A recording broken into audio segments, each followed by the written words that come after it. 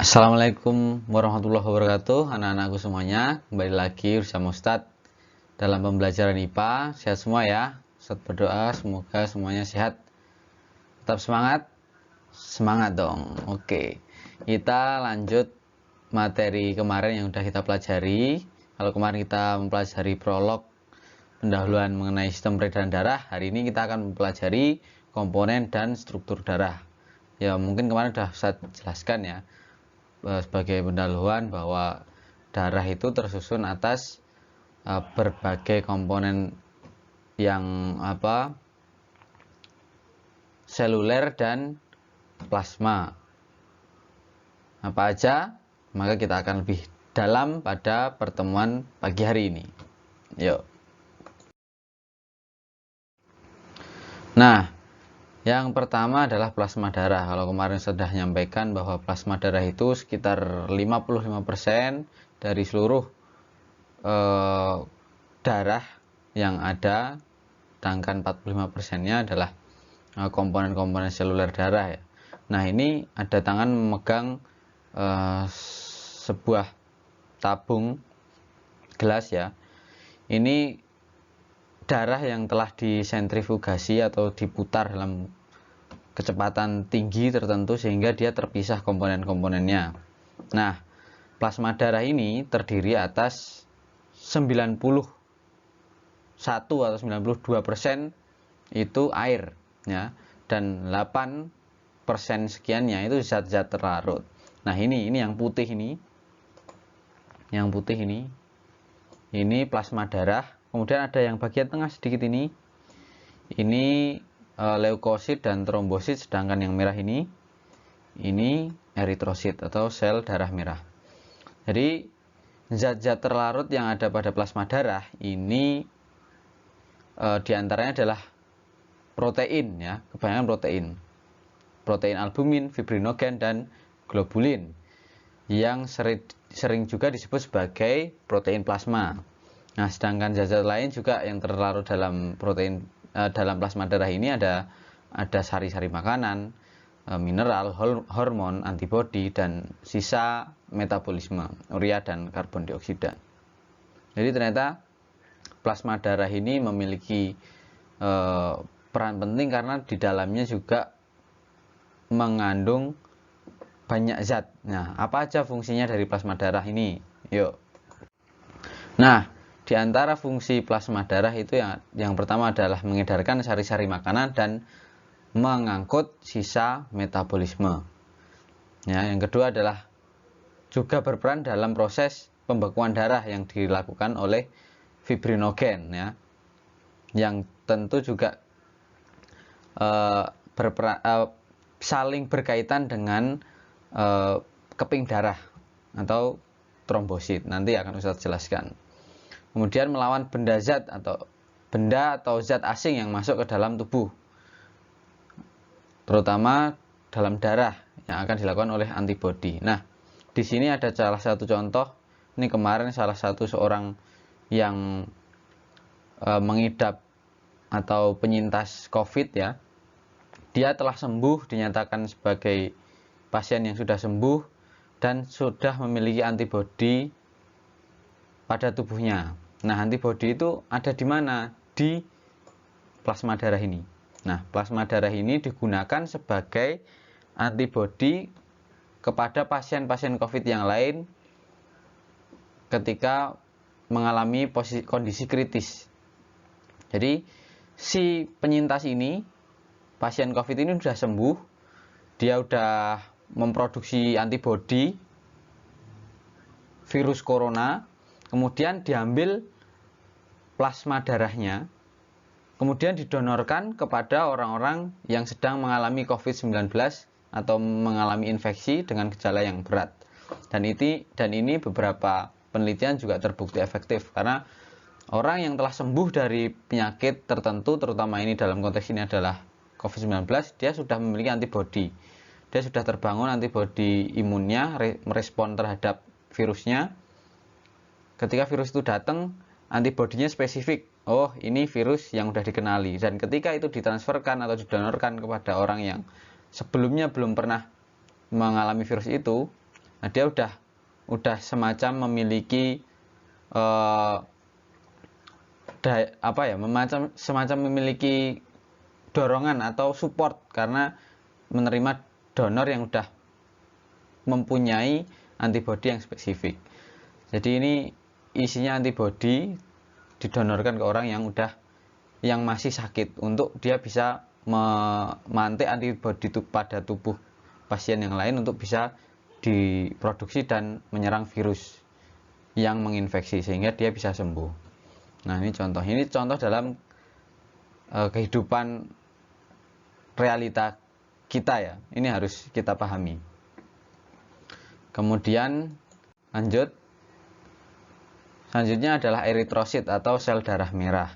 Nah, sel darah merah ini yang masuk dalam 45%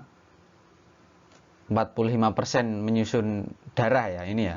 Bentuknya bulat, dia tidak memiliki inti sel, kemudian cekung di bagian tengahnya atau bikonkaf ya. Pada setiap milimeter kubik itu mengandung 4-5 juta sel. Nah, jadi biasanya kalau laki-laki itu 5 juta, kalau perempuan ya 4 jutaan ya. Memang tergantung kondisi fisik dan jenis kelamin.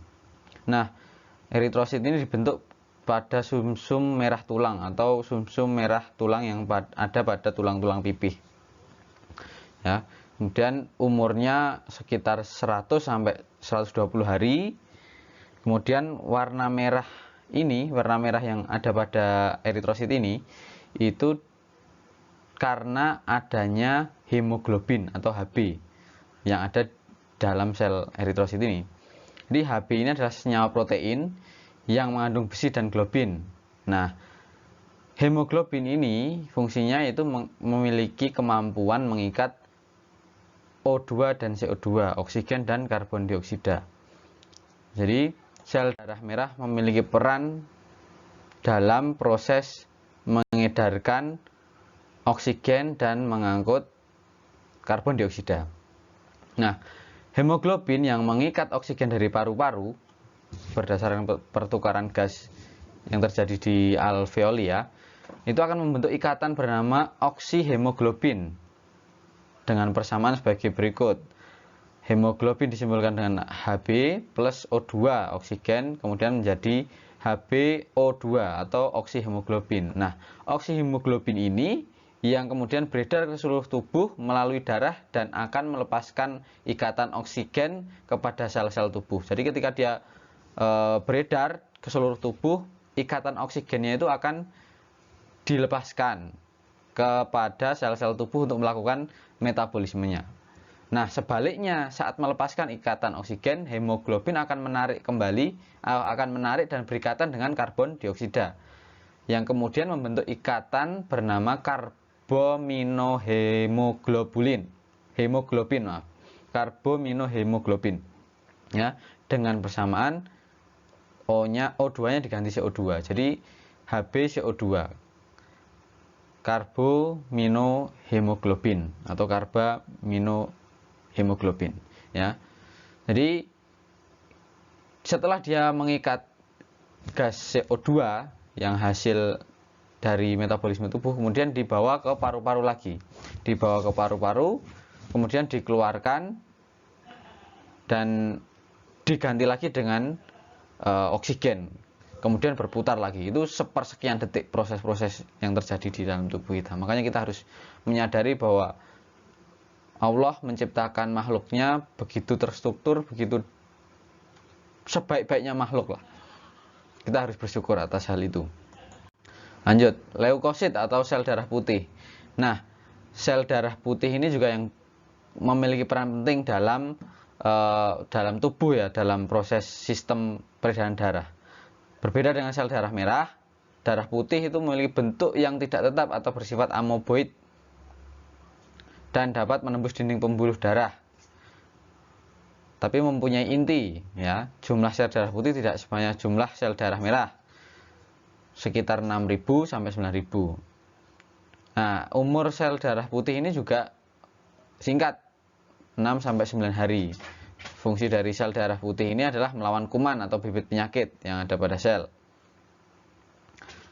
Kemudian dia itu memakan bakteri atau memakan virus, atau dia sifatnya fagositosis itu memakan sel. Amoeboid itu berarti dia bergerak seperti amoeba. Nah, apabila dalam tubuh itu terjadi peningkatan jumlah leukosit, berarti dapat memungkinkan bahwa tubuh kita itu sedang terinfeksi suatu penyakit atau suatu virus atau suatu bakteri. Itu sebagai respon tubuh ya.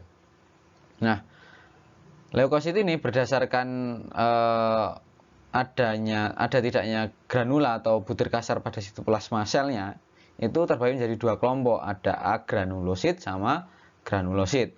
Nah, granulosit itu terdiri atas limfosit dan monosit, sedangkan granulosit ada basofil dan neutrofil.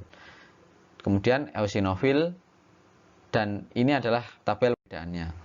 Nah, yang granulosit itu ada eosinofil, basofil, neutrofil.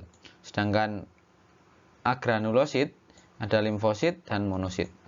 Ya, jadi yang membedakan adalah granula, ada tidaknya bintik-bintik atau butir-butir kasar yang ada pada sitoplasma sel. Nah, ternyata fungsinya spesifik beda-beda. Nah, kalau eosinofil ini berfungsi untuk reaksi alergi, terutama infeksi cacing. Sedangkan basofil juga alergi juga.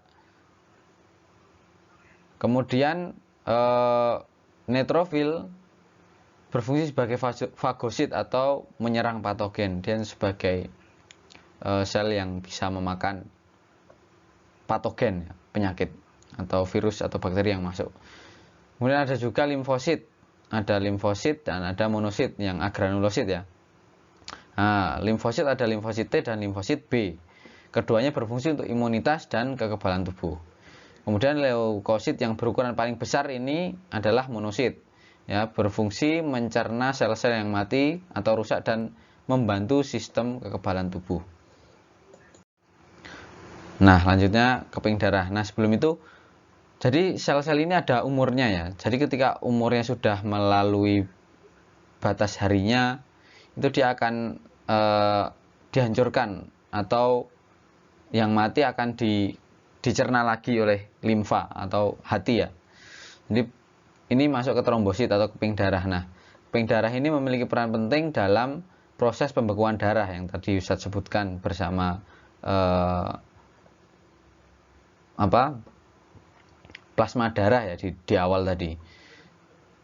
Ukurannya lebih kecil dan tidak berhenti, serta rapuh, mudah pecah ya, mudah rusak, mudah pecah. Pada orang dewasa berjumlah antara 200 sampai 400 ribu per milimeter kubik. Nah, trombosit ini dibentuk oleh pecahan sel yang berinti besar. Nah, umur trombosit ini 5 sampai 9 hari. Tidak lama ya, seperti plasma darah ya. Atau seperti eritrosit. Nah, yang sel-sel yang sudah mati dia akan dihancurkan oleh limfa dan hati. Kemudian keping darah sangat berhubungan erat dengan proses mengeringnya luka. Jadi prosesnya ini ketika kita itu jatuh atau luka, itu ada jaringan yang rusak atau robek, ini pembuluh darah ya. Nah, itu trombosit akan pecah karena bersentuhan dengan permukaan yang kasar dari pembuluh darah yang luka. Ini ya. Nah, dalam trombosit itu ada enzim trombokinase. Ini ya.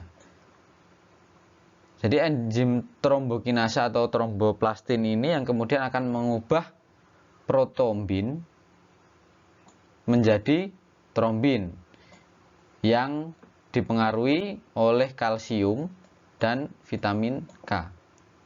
Ya, dan ion Ca+ juga.